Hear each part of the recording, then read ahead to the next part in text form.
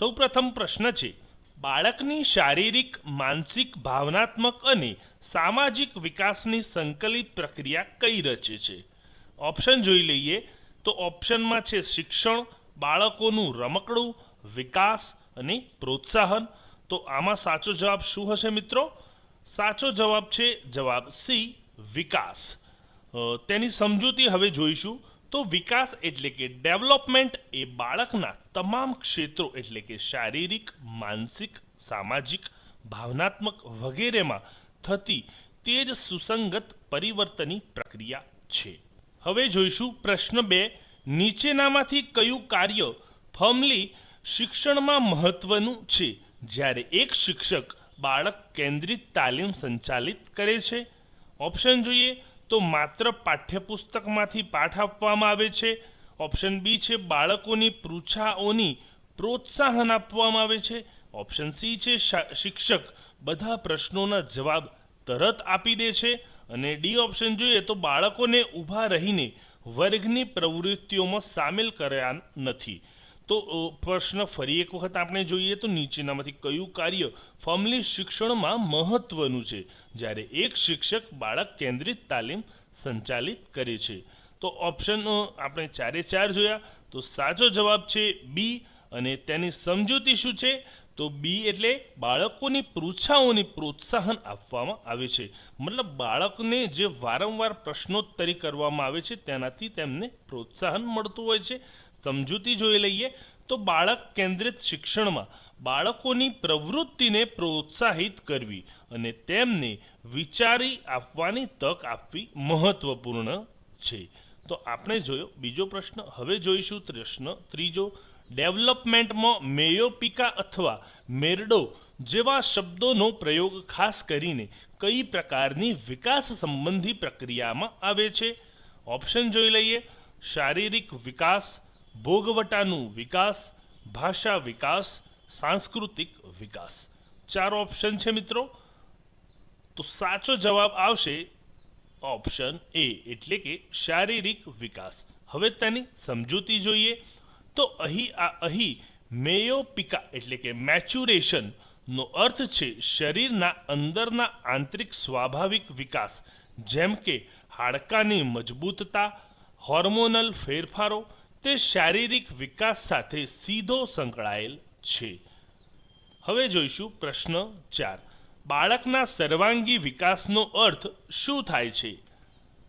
તો ઓપ્શન જોઈ લઈએ. ઓપ્શન એ છે માત્ર શારીરિક વિકાસ. ઓપ્શન બી છે માત્ર માનસિક વિકાસ.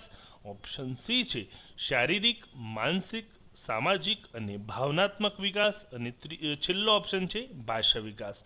તો આ 4 ઓપ્શનમાં સાચો કયો આવશે મિત્રો?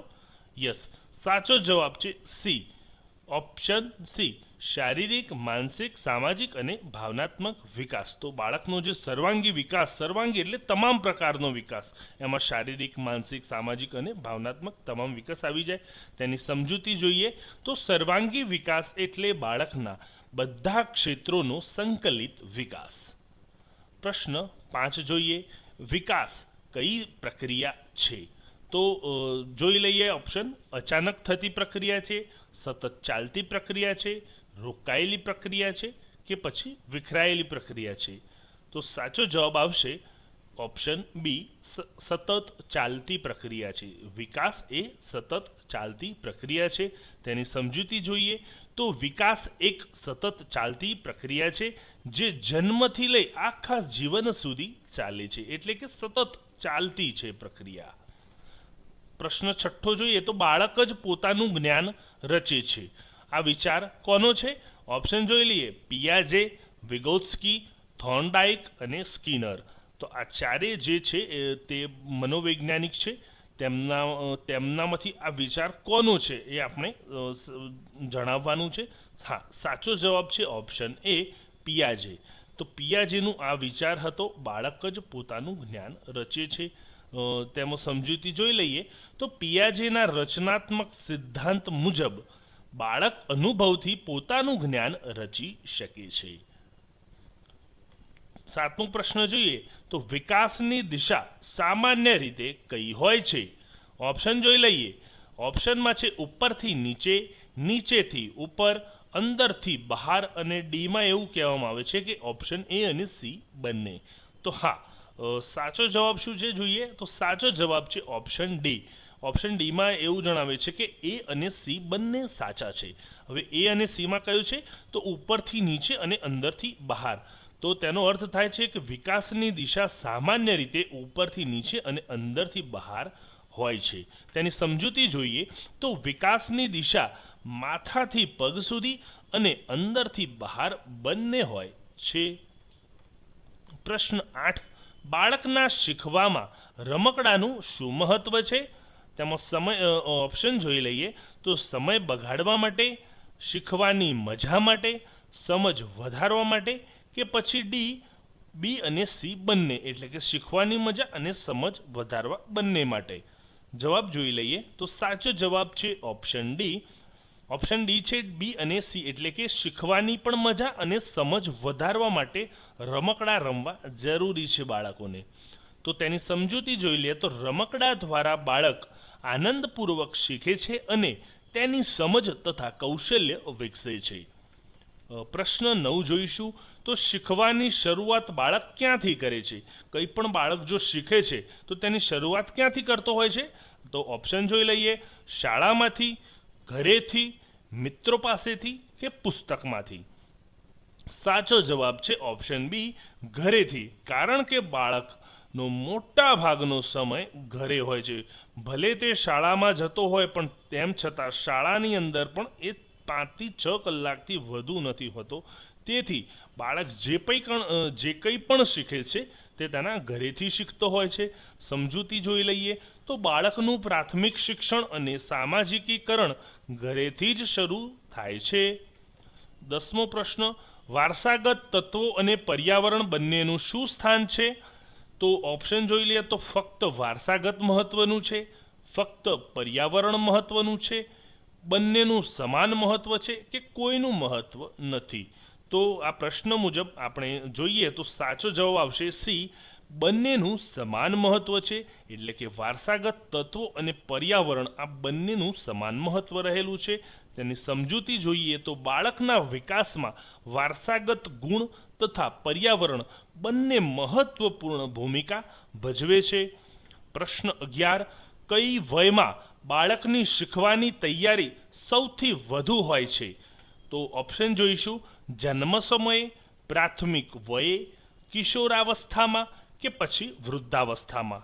હા, સાચો જવાબ આવશે ઓપ્શન બી, પ્રાથમિક વયે.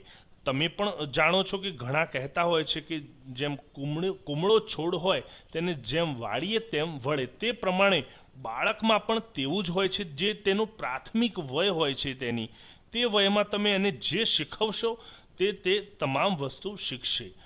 સમજૂતી જોઈએ તો પ્રાથમિક વયમાં મગજની લવચિકતા અને જિજ્ઞાસા વધારે હોવાથી શીખવાની તૈયારી પણ વધુ હોય છે. 12મો પ્રશ્ન જોઈશું, ઝોન ઓફ પ્રોક્સિમલ ડેવલપમેન્ટ કોના સિદ્ધાંત સાથે સંબંધિત છે? ઓપ્શન જોઈએ તો પિયાજે, વિગોત્સ્કી, સ્કિનર અને થોર્નડાઇક. સાચો જવાબ છે બી, વિગોત્સ્કી. તેની સમજૂતી શું છે તો વિગોત્સ્કીના સમાજ સાંસ્કૃતિક સિદ્ધાંતમાં આ વિચાર રજૂ થયો છે જેમાં બાળક સહકારથી વધુ શીખી શકે છે. પ્રશ્ન 13 જોઈશું તો પ્રેરણાનો બાળકના વિકાસમાં શું ઉપયોગ છે?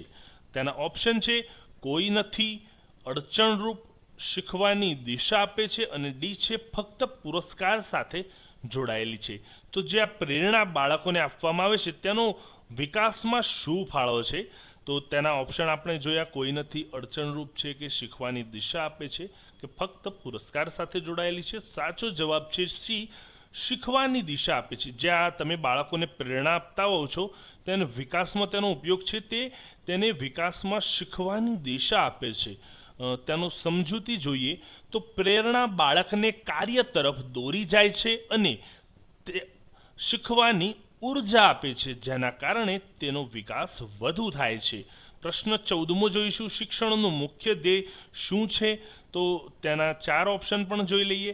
તો શિક્ષણનું મુખ્ય ધ્યેય માહિતી આપવી, આચાર સુધારવો, વ્યક્તિનો સર્વાંગી વિકાસ કરવો કે તેમને નોકરી માટે તૈયાર કરવા. તો શિક્ષણનો મુખ્ય ધ્યેય શું છે? સાચો જવાબ છે સી. શિક્ષણનો મુખ્ય ધ્યેય છે વ્યક્તિનો સર્વાંગી વિકાસ કરવો. તેની સમજૂતી જોઈએ. શિક્ષણનો મુખ્ય ધ્યેય માત્ર માહિતી આપવાનું નથી, પરંતુ વ્યક્તિનો સર્વાંગી વિકાસ કરવાનું છે. 15મો પ્રશ્ન જોઈએ. લર્નિંગ બાય ડુઈંગ નો સિદ્ધાંત કોનો છે? જોઈ લઈએ. ડ્યુઈ, થોર્નડાઇક, પાવલોવ અને બર્નર. આ ચારમાંથી કોણ છે? તો હા, આ ચારમાંથી સાચો જવાબ છે ઓપ્શન એ, ડ્યુઈ. તેની સમજૂતી જોઈ લઈએ તો જ્હોન ડ્યુઈ અનુસાર બાળક કંઈક કરવાથી શીખતું હોય છે, એટલે શિક્ષણમાં પ્રવૃત્તિ ખૂબ જ મહત્વપૂર્ણ છે. 16મો જોઈએ. ટ્રાયલ એન્ડ એરરનો સિદ્ધાંત કોણે રજૂ કર્યો? ઓપ્શન જોઈ લઈએ. પાવલોવ, થોર્નડાઇક, સ્કિનર અને વોટસન. સાચો જવાબ છે ઓપ્શન બી, થોર્નડાઇક. તેની સમજૂતી જોઈ લઈએ તો થોર્નડાઇક આ સિદ્ધાંત દ્વારા જણાવ્યું કે પ્રયોગ અને ભૂલ દ્વારા શીખવણી શક્ય બને છે. હવે 17મો પ્રશ્ન જોઈશું. કન્ડિશન્ડ રિફ્લેક્સ કોના દ્વારા સમજાવવામાં આવ્યો? તો તેના મનોવૈજ્ઞાનિક કોણ છે? તો ઓપ્શન જોઈ લઈએ. પાવલોવ, સ્કિનર, વોટસન અને પિયાજે. તો સાચો જવાબ છે ઓપ્શન એ, પાવલોવ.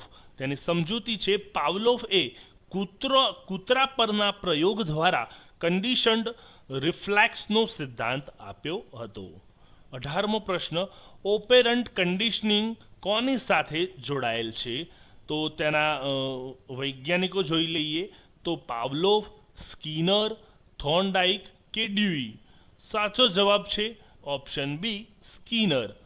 તેની સમજૂતી છે સ્કિનરના સિદ્ધાંત મુજબ પુરસ્કાર અને દંડ દ્વારા શીખવાની પ્રક્રિયા બને છે. 19મો પ્રશ્ન જોઈશું. વિકાસમાં મેચ્યુરેશન શું સૂચવે છે? તો વિકાસમાં મેચ્યુરેશન શું સૂચવે છે? તો ઓપ્શન જોઈ લઈએ તો પર્યાવરણનો પ્રભાવ, વારસાગત તત્વોનું પ્રભાવ, અનુભવોનું મહત્વ અને અભ્યાસનું પરિણામ. તો સાચો જવાબ છે ઓપ્શન બી, વારસાગત તત્વોનું પ્રભાવ. તેનું સમજૂતી છે મેચ્યુરેશન એટલે વારસાગત સ્વાભાવિક વિકાસ, જે બાળકના શરીર અને મનની તૈયારી દર્શાવે છે. 20મો પ્રશ્ન. કોગ્નિટિવ ડેવલપમેન્ટનો અર્થ શું છે?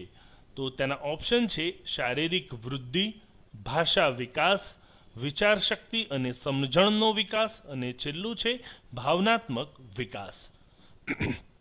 તો સાચો જવાબ છે ઓપ્શન સી, વિચારશક્તિ અને સમજણનો વિકાસ. તેની સમજૂતી છે કોગ્નિટિવ વિકાસ એટલે વિચાર, યાદશક્તિ, સમજણ અને નિર્ણય કરવાની ક્ષમતા વધવી. 21મો પ્રશ્ન. પિયાજે અનુસાર બાળકની વિચાર પ્રક્રિયા કઈ રીતે વિકસે છે? ઓપ્શન જોઈશું. જન્મથી સ્થિર રહે છે, પર્યાવરણ સાથેની ક્રિયાથી બદલાય છે, શિક્ષણના નિર્દેશથી વધે છે, અને છેલ્લો ઓપ્શન છે માત્ર શાળામાં બને છે. તો સાચો જવાબ છે ઓપ્શન બી, પર્યાવરણ સાથેની ક્રિયાથી બદલાય છે.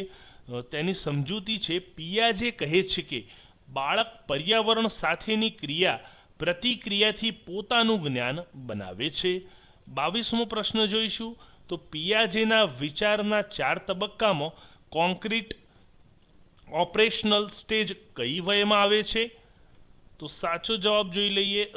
ઓપ્શન જોઈશું તો 0 થી 2 વર્ષ, 2 થી 7 વર્ષ, 7 થી 11 વર્ષ, અને છેલ્લું છે 12 વર્ષથી વધુ. ત્યાં સાચો જવાબ છે મિત્રો સી, એટલે કે 7 થી 11 વર્ષ. તેનો સમજૂતી છે 7 થી 11 વર્ષમાં બાળક તર્કાત્મક રીતે વિચારી શકે છે. આ કોન્ક્રીટ ઓપરેશનલ સ્ટેજ છે. પ્રશ્ન 23મો જોઈશું. તો મલ્ટિપલ ઇન્ટેલિજન્સ સિદ્ધાંત કોનો છે? તો તેમાં જોઈશું થોર્નડાઇક, ગાર્ડનર, સ્પીયરમેન અને સ્ટર્ન. તો સાચો જવાબ છે ઓપ્શન બી, ગાર્ડનર. તેની સમજૂતી જોઈએ તો હાવર્ડ ગાર્ડનરે જણાવ્યું કે બુદ્ધિ એક જ નહીં પરંતુ અનેક પ્રકારની હોય છે. ભાષા, સંગીત, કાયિક દૃષ્ટિ આદિ તમામ પ્રકારની હોય છે. પ્રશ્ન 24. રિવોર્ડ એન્ડ પનિશમેન્ટ કઈ શિક્ષણ પદ્ધતિ સાથે જોડાયેલ છે? ઓપ્શન જોઈશું: કન્સ્ટ્રક્ટિવિઝમ, બિહેવિયરિઝમ, કોગ્નિટિવિઝમ અને હ્યુમનિઝમ. સાચો જવાબ શું આવશે મિત્રો? સાચો જવાબ છે ઓપ્શન બી, બિહેવિયરિઝમ. તેની સમજૂતી જોઈએ તો બિહેવિયરિઝમ એટલે કે વ્યવહારવાદ. વ્યવહારવાદ મુજબ શીખવણ પુરસ્કાર દંડના આધારે બને છે. 25મો પ્રશ્ન જોઈશું તો બાળકની પ્રગતિ માપવા માટે સૌથી યોગ્ય રીત કઈ છે? તો ઓપ્શન જોઈ લઈએ. તો બાળકની કોઈ પણ તમારે જો પ્રગતિ માપવી હોય તો આ 4 ઓપ્શનમાંથી કયા ઓપ્શનનો ઉપયોગ થતો હોય જનરલી? તો એક છે અંતિમ પરીક્ષા, સતત મૂલ્યાંકન, મૌખિક પરીક્ષા અને રિપોર્ટ કાર્ડ. તો સાચો જવાબ શું આવશે? ઓપ્શન બી, સતત મૂલ્યાંકન. સમજૂતી જોઈએ તો સતત મૂલ્યાંકન CCE દ્વારા બાળકના રોજિંદા શિક્ષણનું સાચું મૂલ્યાંકન થતું હોય છે. 26મો પ્રશ્ન જોઈ લઈએ તો learning is a relatively permanent change in behaviour. તો આ વ્યાખ્યા કોની છે? ઓપ્શન જોઈ લઈએ: Thorndike, Skinner, Crow and Crow, Watson. સાચો જવાબ છે option C, Crow and Crow. સમજૂતી જોઈ લઈએ તો ક્રો એન્ડ ક્રોએ શીખવણને વર્તમાનમાં થતી સ્થિતિ ફેરફારની પ્રક્રિયા તરીકે વ્યાખ્યાયિત કરી છે. 27મો પ્રશ્ન જોઈશું: શિક્ષણનું મુખ્ય કાર્ય શું હોવું જોઈએ? તેમાં ઓપ્શન જોઈ લઈએ તો પાઠ્યપુસ્તક વાંચવું, બાળકોની શીખવાની પ્રક્રિયામાં માર્ગદર્શન આપવું, પરીક્ષા લેવી કે શિસ્ત જાળવવી. તો શિક્ષણનું મુખ્ય કાર્ય શું હોઈ શકે છે મિત્રો? યસ, સાચો જવાબ છે ઓપ્શન બી, બાળકોની શીખવાની પ્રક્રિયામાં માર્ગદર્શન આપવું. અને તેની સમજૂતી છે: શિક્ષક બાળકના શીખવાના સહયોગી તરીકે માર્ગદર્શકનું કાર્ય કરે છે. 28મો પ્રશ્ન જોઈએ: motivation is the heart of learning. આ વાક્યનો અર્થ શું છે? તો તેના ઓપ્શન જોઈ લઈએ: પ્રેરણા વગર શીખવણ શક્ય નથી, પ્રેરણા આનંદ માટે છે, પ્રેરણા ફક્ત પુરસ્કાર માટે છે અને પ્રેરણા શરીર માટે છે. તો આ જે વ્યાખ્યા છે, જે વાક્ય છે તેનો અર્થ આ નીચે મુજબમાં કયો થાય? સાચો જવાબ છે ઓપ્શન એ, પ્રેરણા વગર શીખવણ શક્ય નથી. તો શીખવાની શરૂઆત અને સતતતા માટે પ્રેરણા આવશ્યક છે. 29મો પ્રશ્ન જોઈશું: વિકાસની ગતિ દરેક બાળકમાં કેવી હોય છે?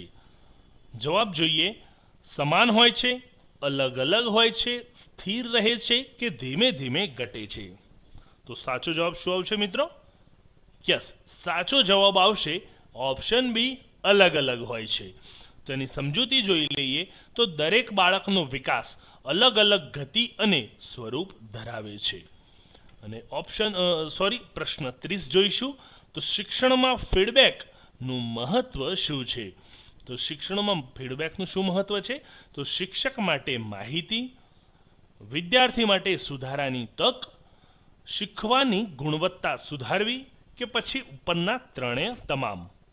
તો સાચો જવાબ છે ઓપ્શન ડી, ઉપરના ત્રણેય તમામ. ત્રણેય જે છે શિક્ષક માટે માહિતી છે, વિદ્યાર્થી માટે સુધારવાની તક છે અને શીખવાની ગુણવત્તા સુધારવી, આ તમામનો સમન્વય થાય છે. ફીડબેક શિક્ષક અને વિદ્યાર્થી બંને માટે સુધારાનું મુખ્ય સાધન છે.